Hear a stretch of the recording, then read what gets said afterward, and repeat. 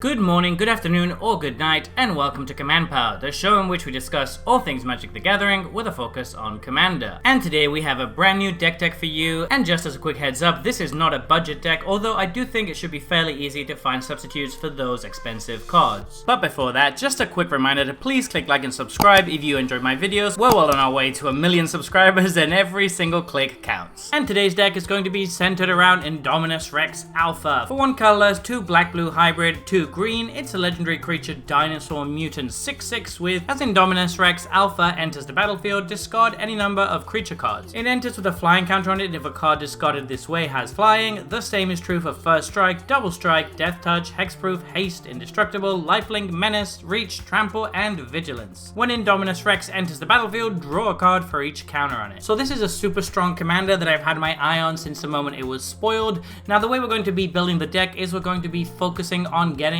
as many keyword counters on him as possible. So to that end, we have a bunch of creatures that have a lot of different keywords on them. We are also looking for some stuff that synergizes slightly with the graveyard, seeing as we are going to be filling up our graveyard quite nicely. We have a couple of ways to buff him and make him unblockable to try to finish the game, but we can also play a regular game, seeing as most of our creatures are fairly decent. Anyway, I'm super excited about this one, so without further ado, let's get started. And to start off, we have Archfiend of Ifnir. This one is going to be great because we're going to be discarding a lot of cards with Indominus Rex, and if we have Archfiend of Ifnir out, then we're going to get to put a ton of counters on our opponent's creatures and probably just wipe the board, which is really strong. Now you will notice that there are a few creatures in the deck that are only really good if we play them before Indominus Rex, so do be careful when you play the deck to sequence your plays correctly. Arwen, Weaver of Hope, is really good since it's going to put at least an extra counter on Indominus Rex, sometimes more, and then that means that we're going to get to draw an extra card with Indominus Rex. Baleful Strix is already a good card, but it's also excellent to pitch to our commander. Banehound is there purely to be pitched to Indominus Rex. Lifelink and Haste are 2 very strong keywords, particularly Haste, which is not easy to come by in these colors. Asara Tower Archer is a great way to give our commander Hexproof and Reach by discarding it. Beastcaller Savant is a mana dork that also has a keyword that makes him very strong in this deck, seeing as early on we can just play him in order to ramp up to our commander, and if we draw him after we need the ramp, we can just pitch him to our commander in order to give our commander Haste, which is very strong. Biophagus is obviously very good with Indominus Rex. Coming in with an extra counter gives us another card draw, and it's also just a good card overall. Birds of Paradise is another mana dork that is also very good to pitch to our commander because it can give it flying. Onto the Glorified has 2 very relevant keywords. Indestructible in particular is very important, and we want to get that in as many cards as we can. Cragplate Baloth is another great way to give our commander Haste and Hexproof, and it can also just randomly sometimes be a huge beating. Darksteel Sentinel can occasionally be good to just ambush opposing creatures, but obviously it's very good when pitched to our commander. Elder Gargaroth is an excellent value creature that sees play in a bunch of different decks in Commander, and it's also great as a card to pitch to Indominus Rex, seeing as it's going to let us draw 3 cards and give it 3 relevant keywords. The same thing applies to Endray's Forerunners. This is a card that's already playable on its own and can allow us to win the game if we draw it late, but it's also just a great card to pitch to Indominus Rex. Gliss's Sunslayer comes with First Strike and Death Touch. Those will make our commander incredibly annoying to deal with. She's also again a very good card in her own right and is pain to deal with for our opponents. Gomag Swiftwing is there purely to be pitched. Flying, First Strike, and Haste are 3 very good keywords, and this guy alone means we're going to draw 3 cards. Kefnet the Mindful is a really powerful one. Giving flying and indestructible to Indominus Rex is great. It's also a good one to play on its own, seeing as we should have a fairly full hand usually with this deck. Leyline Prowler is a mana dork that can also be pitched for 2 keywords, so perfect here. Master Biomancer is a card that I've always really liked, and it's good in this deck in general, seeing as growing all of our creatures by 2 would be very good, but it also works so well with our commander because it's going to give us another 2 card draws off of it. Miri the Cursed has 3 relevant keywords on it, and we want as many haste cards as we can get. Muldrotha the Gravetide is going to allow us to recycle stuff from our graveyard. That's mostly going to be creatures, but it can occasionally be some spells as well. Nighthawk Scavenger is fantastic in this deck. We can play it out naturally and have a fairly big beater, or we can pitch it to our commander to give it 3 really good keywords. Nightveil Predator having Hexproof makes it very clutch as a way to protect Indominus Rex, and the other 2 keywords are pretty nice too. Null Priest of Oblivion is excellent in this deck because of course it has 2 keywords on it, which works very nicely, but late game if we draw it we can just hard cast it and recur something from our graveyard into play, which should be really great because we're going to be filling up our graveyard so much. Ornithopter of Paradise is another good mana dork that is also going to give us a keyword when pitched. Here Imaginative Rascal works so well with Indominus Indominus Rex that it's worth including just for that synergy alone. It's basically going to double all of those keyword counters that we're putting on it, which means double the card draw. It's fantastic with our commander. Questing Beast has a nice keyword soup and is also a decent card to play later on. Runners the Indomitable can give some nice keywords, but also it's just a really easy one to attack with, seeing as our commander has more than 4 power. Sagumola is a decent one to hardcast or morph into, and just a good card to pitch, seeing as the combination of Hexproof and Trample is a very nice one. Scavenge Brawler is one of the best cards in the deck in my opinion. You get to discard it and get 4 keyword counters on your commander, and then you can just exile it from a graveyard later and put all those counters on something else, which then becomes a huge threat. Slippery Bogbonder is good when pitched and good when flashed in, so it's just a solid card in this deck. We can even do some really sneaky stuff, such as move some counters from other creatures onto our commander in response to its ETB trigger to draw even more cards. Soul Flayer is a card that I'm looking forward to trying out. It'll just exile some stuff from our graveyard, which will make it cheaper to cast, and then it's going to come in with all of those keywords, which should make it an absolute pain to deal with. Spark Double can copy our commander, thus giving us some more triggers, which is very nice. Auton Soldier is incredibly powerful, seeing as it's going to come in as a copy of our commander, which means we're going to get another trigger off of it. And then it has Myriad as well, which can give us even more triggers. Starving Revenant is a new card that I think is pretty solid here. So we can basically draw 2 cards for 6 life when this comes into play. That's not bad. But then if we have 8 or more permanents in our graveyard, which we should usually have in this deck, we're going to get to drain our opponents every time we draw a card, which obviously works very well with what our deck is trying to do. Stonehoof Chieftain is a really annoying one for our opponents to deal with.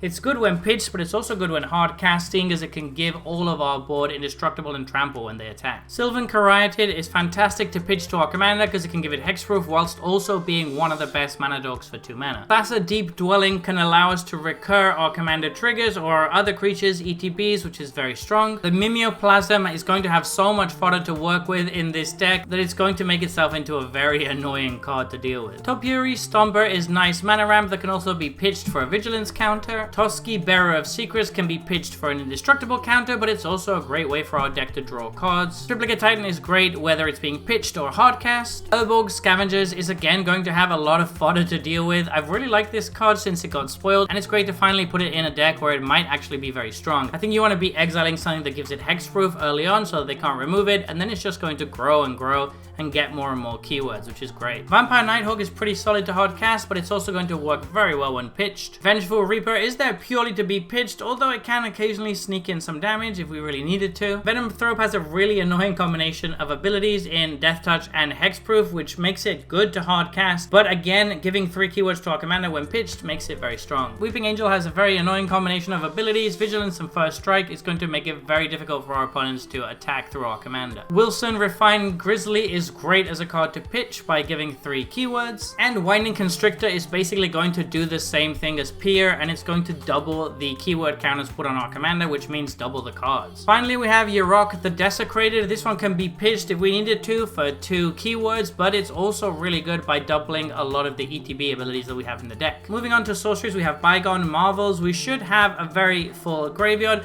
so this is going to get to return 3 permanent cards from our graveyard to our hand for 2 mana. You just can't beat that rate. Living Death is obviously amazing in this deck. We're going to have a full graveyard, so we're just going to wait till they kill our commander, and then we're going to play Living Death and just get so many creatures back into play, at which point we can then recast our commander. Selective Adaptation is a card that I really like in this deck. It basically gets a look at the top 7 cards of your library and choose 1 for each of the listed keywords, and you get to put 1 of them into play and draw the others. So this is just an insane card draw spell in this deck, unless you get really unlucky with lands. Moving on to instants, Plannar Incision is one that I wanted to draw attention to because it's great at protecting our commander whilst giving us another shot at his ETB, and also making him come in with an extra counter, which means another card. For artifacts, we have the Skull Spawn Nexus. This is going to be great by allowing us to double our commander's power, which should end the game in a hurry. It's also going to make us very resilient to removal and board wipes. For enchantments, we have Virtue of Knowledge. This can copy our commander's trigger with the adventure mode, and then later on, if we played it in enchantment, it's also going to double up our commander's trigger, not to mention any other creature triggers we also have. Virtue of Persistence is great removal early, that then turns into excellent recursion for all the stuff we've dumped into our graveyard later. And finally, moving on to lands, we have Llanowar Reborn, which is a great way to get counters on our commander as he enters the battlefield. Oran Reef the Vastwood can also put counters on our commander in response to his trigger. Reliquary Tower is going to make sure that after we've drawn a ton of cards with with our commander, we don't have to discard all of them. Rogue's Passage is going to make sure that we can sneak in some damage with our commander, seeing as we're probably going to have to rely quite a bit on commander damage to win. Shizo's Death Storehouse is another way to sneak through damage against decks that aren't playing black or don't have any artifact creatures in play. Takenuma Abandoned Mire can fuel our graveyard and rebuy some stuff from it. The Black Gate is yet another way to allow us to swing through with our commander to make sure we can connect and deal some damage. And finally, Tomb Fortress is basically a reanimation spell on a land, which is really strong in this deck with all of the graveyard fuel we've got going. So there you have it. I hope you've enjoyed this Indominus Rex Alpha deck tech.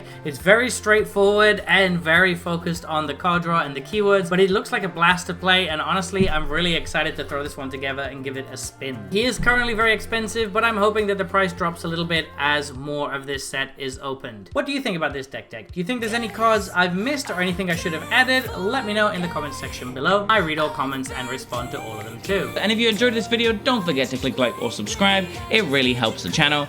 And until next time, take care.